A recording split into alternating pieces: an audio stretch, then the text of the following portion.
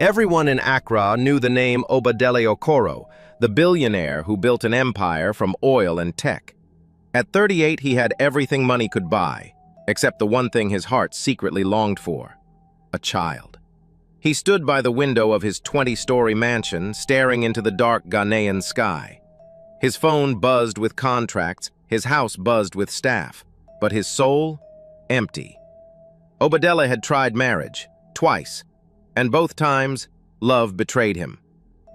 Feelings, he scoffed. Feelings get in the way of business. So he made a decision. If love couldn't give him a child, then money would. Not a relationship, not a wife, just an agreement. Someone to carry his heir, no emotions, no strings, a transaction. Just like any other deal. What he didn't know was that this deal would lead to something no amount of wealth could prepare him for. It was just another hot afternoon in Kumasi, and traffic near Kejetia Market was crawling. Street hawkers weaved through moving cars, shouting deals and tapping on windows. Obadele Okoro sat behind the tinted glass of his black SUV, barely glancing at the chaos outside. But then, something caught his eye.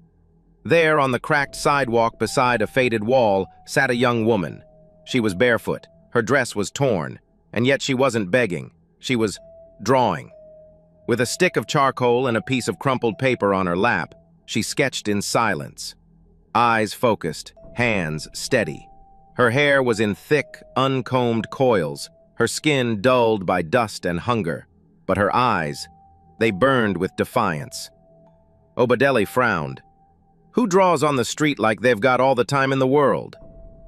The traffic light turned green. He should have driven on, but something pulled at him, something unfamiliar.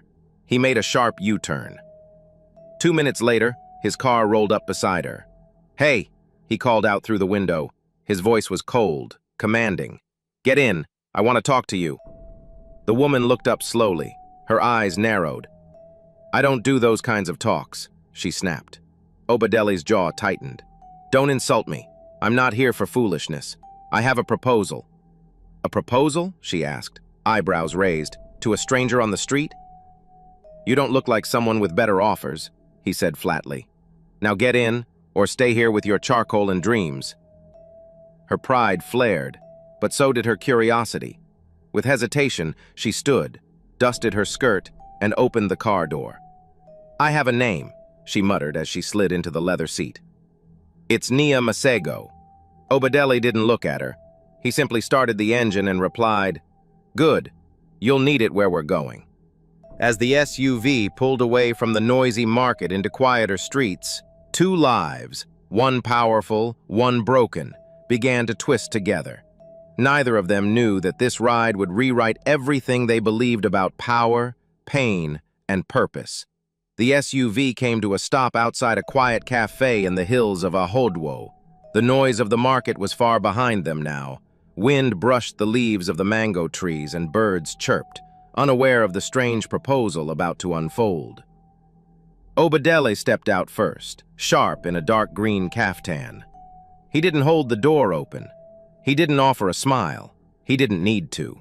Nia followed him with caution, arms crossed, eyes scanning every corner like it was a trap. They sat in the farthest corner, away from the few customers. A waiter brought drinks. Neither of them touched theirs. Obadele leaned in, voice low and surgical. "I want you to carry my child." Nia blinked. She let out a short, awkward laugh. "Excuse me." "You heard me," he said, folding his hands.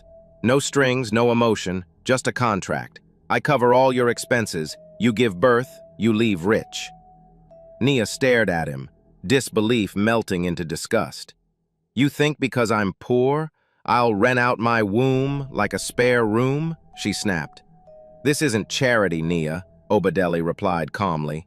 "This is business. You have something I need. I have something you need. Food, shelter, a future." She stood up, fury in her trembling voice. "You're unbelievable." "You're starving," he said, eyes locked on hers. "And this offer might be the only chance you'll ever get to change that." Nia's fists clenched. She wanted to throw the glass of untouched water in his face. She wanted to scream. But instead, She sat back down. Silence. Then she whispered, "Why me?" "Because you're invisible. No family, no history, no noise, just a vessel." Those words stung, but they were also true. Nia pushed back her chair and stood again. "I may be hungry, but I'm not for sale." She turned and walked away, her shadow long in the golden light of late afternoon. But as she crossed the street and disappeared into the dusty alleys, Obadele didn't stop her. He didn't need to, because deep down he saw something shift in her eyes. And Nia? She didn't walk away with anger. She walked away with a storm of questions and the seed of a dangerous temptation. That night, Nia lay curled beneath a ragged blanket on the cold steps behind a closed shop. The wind cut through her bones. Her stomach ached with emptiness. Somewhere in the distance, a baby cried. Somewhere closer, rats scurried through the trash. She closed her eyes, but all she could see was his face, Obadele Okoro, and that offer. A child, money, freedom. She hated him for suggesting it, but more than that, she hated herself for considering it. The next morning, her pride was buried beneath the weight of reality. She walked for hours until she stood in front of tall black gates in East Legon. Gates guarded, polished, and intimidating. "I'm here to see Mr. Okoro," she said, chin lifted. Minutes later, Obadele opened the front door himself. He didn't smile. He didn't ask why she came. Nia looked him dead in the eye. "I'll do it," she said, "but I want it in writing, no tricks." Obadele nodded once. "Of course." Inside, a thick envelope lay on the glass table, the contract already drawn. He handed her a pen. His expression? Blank. But her hand trembled as she signed. Nia Masego. Just like that, her life was no longer hers. That evening, a private car delivered her to the mansion gates. As she stepped into her new room, clean sheets, soft lights, silence, she stood frozen. She was no longer invisible, but she wasn't free either. She was purchased. And somewhere deep in her chest, her heart whispered, "You've made your choice. Now survive it." The room smelled of lavender and polished wood. Silk curtains danced in the breeze. The mattress felt like clouds. A personal chef prepared her meals. A nurse checked her vitals. A driver waited at the gate just in case. Nia Masego had everything now. Everything except freedom. Days passed, quiet and precise, like clockwork in a golden cage. She didn't need to ask for anything. It was all delivered before she spoke. And yet no one truly spoke to her, not about her, not with care, not with warmth. It was as if she'd been bought, and everyone knew it, even Obadele. He barely appeared. When he did, it was only to check progress. "Are the doctors satisfied?" He'd ask, never, "How are you feeling?" To him, she was an investment, a means to an end. Nia sat in her private living room one night, untouched food on the tray beside her. She looked around the luxury and whispered, "Why does it still feel like I'm starving?" No answer came. She missed the sound of laughter, of voices, of her. She missed herself. Sometimes she'd walk barefoot through the marbled halls, hoping to feel something. Anything. But the silence was heavier than poverty. Worse, it was lonelier. She stood at the giant glass window one evening, staring at the city lights below. "I escaped the streets," she murmured, "but I stepped into a palace of ghosts." And Obadele? He watched from his study upstairs. He saw her, quiet, still, shrinking by the day, but he said nothing. After all, emotions weren't part of the contract, only delivery. It started with footsteps. Nia was seated on a bench in the garden, sketching silently under the almond tree, when she heard him. Obadele Okoro, always a shadow, always distant, stepped into the sunlight. She looked up, expecting his usual cold check-in, but instead, he handed her something. A brand new leather-bound sketchbook and a full set of graphite pencils. "I noticed your drawings were fading," he said. "Thought you might want better tools." Nia blinked. She hadn't told anyone. hadn't even drawn in days. "Why?" she asked quietly, suspicious. Obadele shrugged. "Idle minds grow restless." She accepted the gift, but not without a stare. "You think a sketchbook can fix this prison?" "No," he said simply, "but it's a distraction." They sat in silence. For the first time, the silence didn't choke her. Later that week, he joined her again and again, always brief, always guarded, but consistent. She began to notice little things, the way he folded his hands when uncertain, the soft sigh he gave before speaking, the hesitation in his voice when he asked, "Are you managing?" And one evening, Naya finally snapped. "Why do you even bother coming here?" she said, not looking up. "You treat me like a contract, but you sit here like a friend. Make up your mind." Obadele didn't move. His eyes studied her, then the growing belly that housed his heir. "You're not just a contract," he said. "You're the carrier of everything I've built." She scoffed. "So I'm a vault now? A human briefcase?" He looked away. Nia leaned closer, voice softer now. "You hide behind control, Obadele, but I see it. You're scared. Of people. Of pain. Of feeling." He didn't answer. But that night she found a soft wool blanket folded neatly on her bed. No note, no explanation, just something warm. And for the first time since signing the contract, she slept through the night. The hospital room smelled like antiseptic and quiet tension. Nia lay on the cushioned bed, her blouse lifted slightly, cool gel smeared across her belly. The doctor adjusted the ultrasound probe while soft beeps echoed from the machine. And next to her, for the first time, Obadele Okoro sat still, silent, and strangely alert. He hadn't planned to come. He never did. But that morning he told Stephanie, "Reschedule everything. I'm going." The screen flickered with black and white fuzz. "All right," the doctor said cheerfully. "Let's take a look at your little one." Then came the sound. Thump, thump, thump, thump. A steady, powerful heartbeat. Nia gasped softly. Even Obadele's eyes twitched, ever so slightly. "There it is," the doctor smiled, "strong and healthy." Nia turned her head, watching Obadele instead of the screen. But then, another beat, another rhythm. Wait, just a second," the doctor said, adjusting the probe. Thump, thump, thump, thump. Two distinct heartbeats. His voice brightened. "Well now, looks like there's a surprise." He turned to them, beaming. "Congratulations, you're having twins." Nia's mouth dropped open. "Twins?" She instinctively reached for her belly. Obadele didn't speak, didn't blink, didn't move. He stared at the screen like he was seeing life for the first time. For once, this wasn't business. This wasn't control. This was real. Two lives, two futures, two heartbeats beating in sync with a destiny he couldn't script. And for the first time since this all began, Obadele felt something break inside him. Not fear, not regret. Just a sudden, terrifying flood of wonder.